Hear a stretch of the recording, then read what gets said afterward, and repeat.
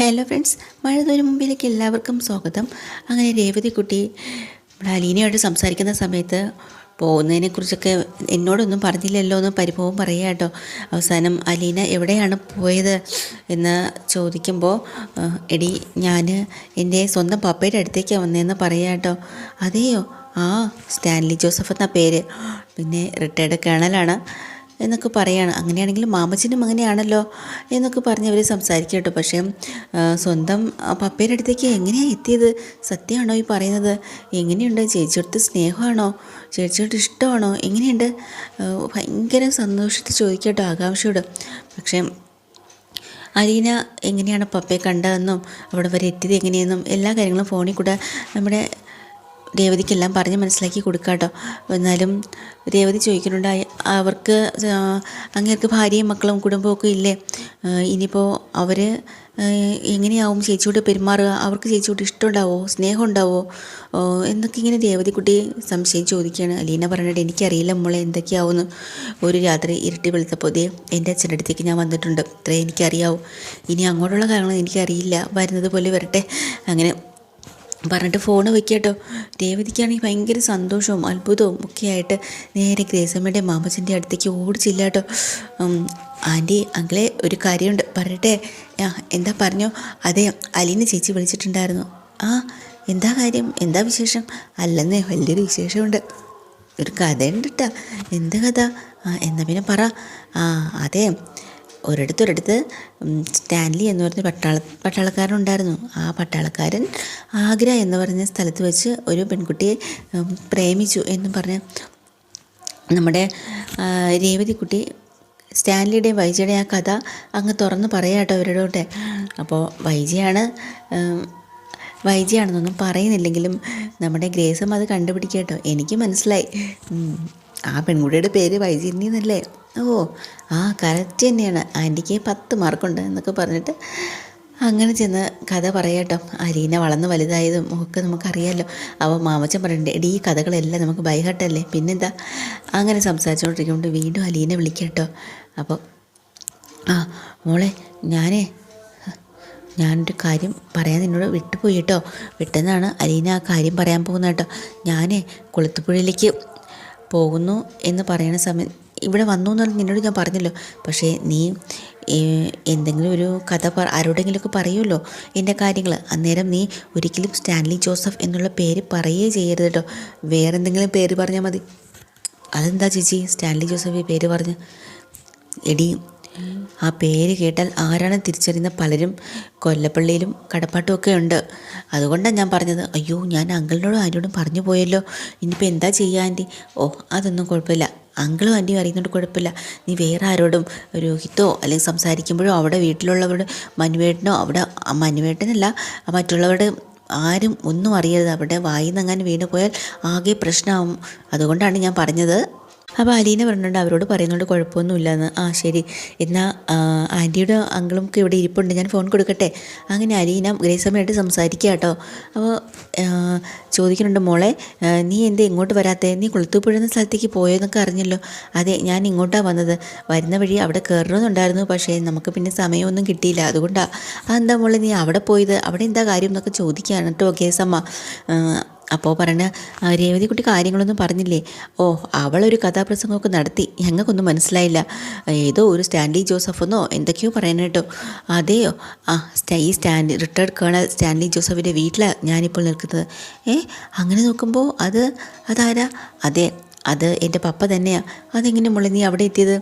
ഞാൻ എൻ്റെ അച്ഛൻ തേടി പിടിച്ച് കണ്ടെത്തിച്ച് എന്നെ അവിടെ കൊണ്ട് എത്തിച്ചതാ. അത് ശരി, അപ്പോൾ എന്തായാലും അതൊരു വലിയ സംഭവം ആയിപ്പോയല്ലോ. ആൻറ്റി ഞെട്ടിയോ? ഞാനിപ്പോൾ ഞെട്ടി. അതൊക്കെ അങ്ങനെയാണ്.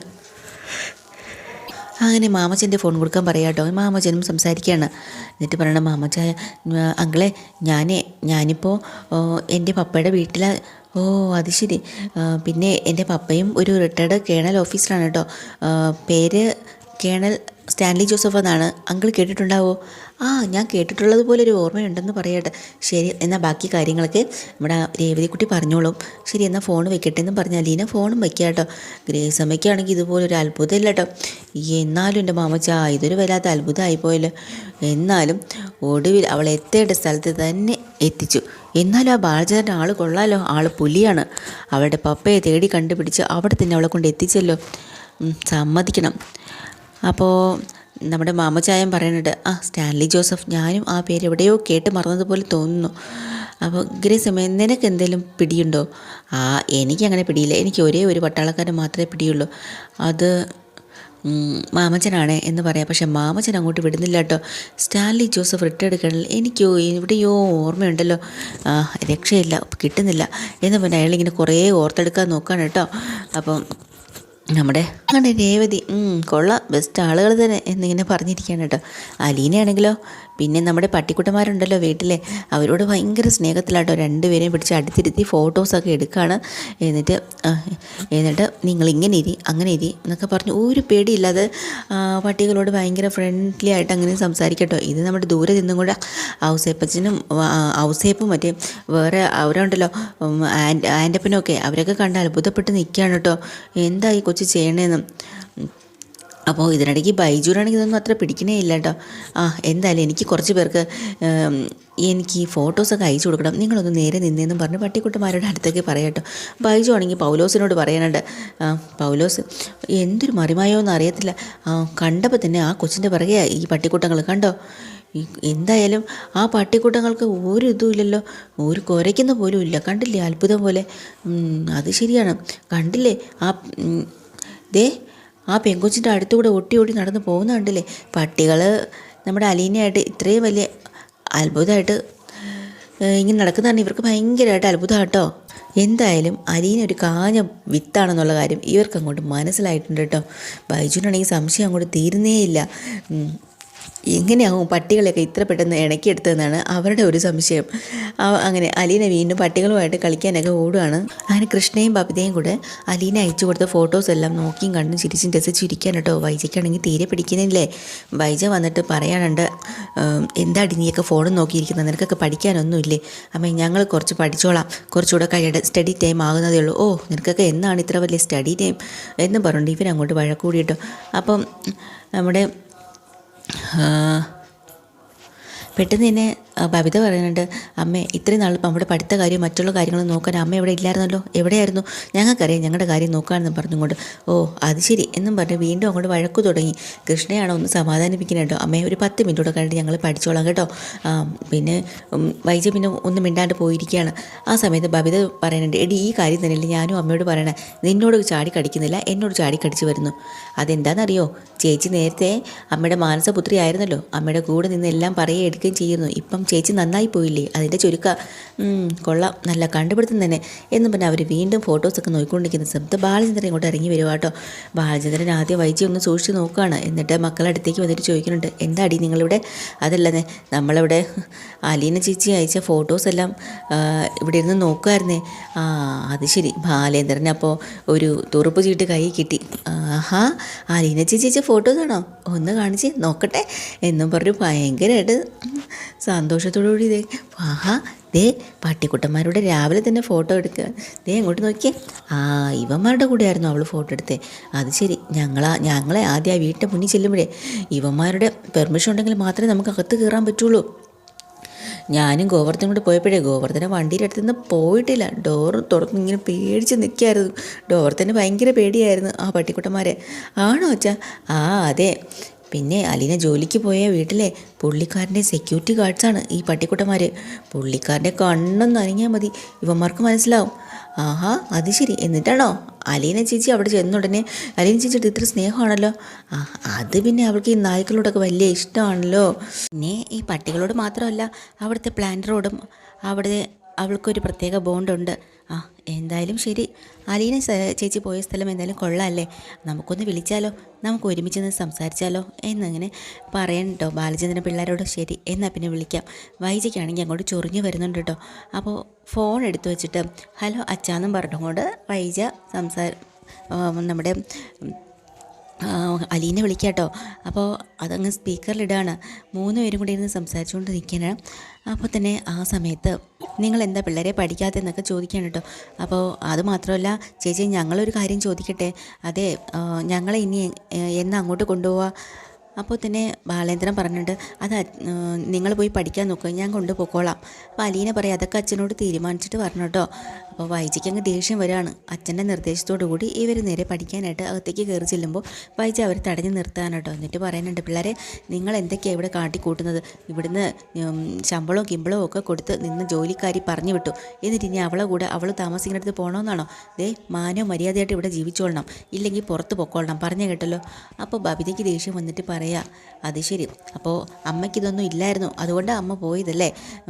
ദേ ബബിതയെ മിണ്ടാതിരുന്നോ? അപ്പോൾ കൃഷ്ണയ്ക്ക് പെട്ടെന്ന് മനസ്സിലായി ഇനിയിപ്പോൾ ഇവിടെ നിന്നാൽ ശരിയാകത്തില്ല. പെട്ടെന്ന് തന്നെ കൃഷ്ണ പറയുന്നുണ്ട്, ഒന്നും മിണ്ടാതിരുന്നേ ബബിതേച്ചിന്ന്. ഇവരുടെ ഈ സംസാരവും തർക്കവും ബാലേന്ദ്രൻ ദൂരെ നിന്ന് കേൾക്കാണ് കേട്ടോ. അങ്ങനെ ബാലേന്ദ്രൻ ചോദിക്കുന്നുണ്ട്, അവിടെ എന്താ സംസാരം? ഒന്നുമില്ല അച്ഛാ, ഞങ്ങൾ വെറുതെ സംസാരിച്ചതാണ് കൃഷ്ണമോള്. എന്നിട്ട് നമ്മുടെ ബബിതയും കൊണ്ട് കൃഷ്ണ അകത്തേക്ക് കയറി പോകണം കേട്ടോ. അപ്പോൾ ഇതൊക്കെ കഴിഞ്ഞിട്ട് ബാലേന്ദ്രൻ നേരെ അടുത്തേക്ക് ഈ ഫോണും കൊണ്ട് വരികയാണ്. അപ്പോൾ എന്നിട്ട് ചോദിക്കുന്നുണ്ട്, വൈജിയോട് പറയാം, അതെ പിള്ളേരോടെ ഇടപെടുന്നത് സൂക്ഷിച്ച് വേണം, എന്നോട് കിടന്ന് തുള്ളുന്ന പോലെ പിള്ളേരെടുത്ത് കാണിക്കരുത്, പറഞ്ഞത് കേട്ടല്ലോ. നേരും നെറിയും നീതും ഒക്കെയുള്ള പിള്ളേരാണതൊരു, വെറുതെ നാണം കെടുത്തില്ലേ, സ്വയം നാണം കിടുകയും ചെയ്യരുത്. അപ്പോഴത്തേക്കും വൈജി എന്തോ പറയാനായിട്ട് കൈ എടുക്കണതും, വേണ്ട ഇങ്ങോട്ട് മറുപടിയൊന്നും പറയണ്ട, ഞാൻ ഫോണിലാണ് സംസാരിക്കുന്നത്, നമ്മൾ ഫോണും കൊണ്ട് അങ്ങോട്ട് പോകാട്ടോ. വൈജിക്ക് തിരിച്ച് മറുപടി പറയാൻ പറ്റാത്തതിൽ ചൊരുക്കും ദേഷ്യവും ഒക്കെ ആയിട്ട് കഥ കിടക്കാനോട് വലിച്ച് അകത്തേക്ക് കയറിയിട്ട് എന്നിട്ട് അലീനയോട് മോളെ കാര്യങ്ങളൊക്കെ പറ, വിശേഷങ്ങളൊക്കെ പറ എന്നും പറഞ്ഞ് സംസാരിക്കുന്നുണ്ട് കേട്ടോ. അപ്പം അച്ഛാ അവിടെ എന്താ പ്രശ്നം, എന്തെങ്കിലും സംസാരം കേൾക്കുന്നുണ്ടല്ലോ? ഇവിടെ ഒന്നുമില്ല മോളുടെ വിശേഷങ്ങളൊക്കെ പറ. അങ്ങനെ അവരങ്ങനെ സംസാരിച്ചുകൊണ്ട് നിൽക്കുകയാണ് കേട്ടോ. അച്ഛാ ഇവിടെയാണെങ്കിൽ എനിക്കാണെങ്കിൽ ഒട്ടും രസമില്ല കേട്ടോ, ഇവിടെ എനിക്ക് ജോലിയില്ല, ഒന്നുമില്ല, ഞാനിങ്ങനെ വെറുതെ അങ്ങോട്ടും ഇങ്ങോട്ടും നടക്കുക. അത് ശരി, മോക്കതത്ര ശീലമില്ലാത്ത പണിയാണല്ലോ അല്ലേ? അതെ അച്ഛാ എന്നിങ്ങനെ പറയാം കേട്ടോ. ശരി. അതൊക്കെ കഴിഞ്ഞിട്ട് നമ്മുടെ സ്റ്റാൻലിക്ക് ഒരു ഫോൺ വരുവാണ് കേട്ടോ. അപ്പച്ചൻ വിളിക്കുന്നതാണ്. അങ്ങനെ അപ്പച്ചൻ വിളിച്ചിട്ട്, എടാ എന്താണ് അവിടെ വിശേഷം എന്ന് ചോദിക്കുമ്പോൾ തന്നെ സ്റ്റാൻലി പറയുന്നുണ്ട്, വിശേഷങ്ങളൊക്കെ അപ്പച്ചൻ അറിഞ്ഞു കാണുമല്ലോ, ന്യൂസൊക്കെ എത്ര പെട്ടെന്ന് എത്തിയിട്ടുണ്ടാവുമല്ലേ? എടാ ഞാൻ അന്നേ പറഞ്ഞതില്ലേ ആ പെണ്ണിനെ അങ്ങോട്ട് വിളിച്ചുകൊണ്ട് വരരുതെന്ന്, ഇനി വിളിച്ചുകൊണ്ട് വന്നാലും എന്നെ അറിയിക്കണമെന്ന് നിന്നോട് ഞാനൊരു വാക്ക് പറഞ്ഞതല്ലേ? അങ്ങനെ ഒരു മോള് നിനക്കില്ലെന്ന് കരുതണമെന്ന് ഞാൻ അന്ന് നിന്നോട് പറഞ്ഞല്ലേ, പിന്നെ എന്തിനാടാ ഇപ്പം ഇങ്ങനെ ചെയ്തത്? വല്ലാത്തൊരു മണ്ടത്തരം തന്നെ നീ കാണിച്ചത്. ലാലിച്ച, ബുദ്ധിയും ബോധവും ഉള്ള മനുഷ്യരാരെങ്കിലും ചെയ്യുന്ന പണിയാണോടാ ഇത്? അച്ഛാ എനിക്ക് ശരിയാണെന്ന് തോന്നുന്നത് ഞാനങ്ങ് ചെയ്തു, പക്ഷേ എനിക്ക് അതിലിപ്പോൾ ആരോടും ചമ്മം തൂക്കേണ്ട കാര്യമൊന്നുമില്ല. അപ്പച്ചനോട് പറയണമെന്ന് തോന്നി, അതുകൊണ്ട് ഞാൻ പറഞ്ഞു, അത്രയേ ഉള്ളൂ.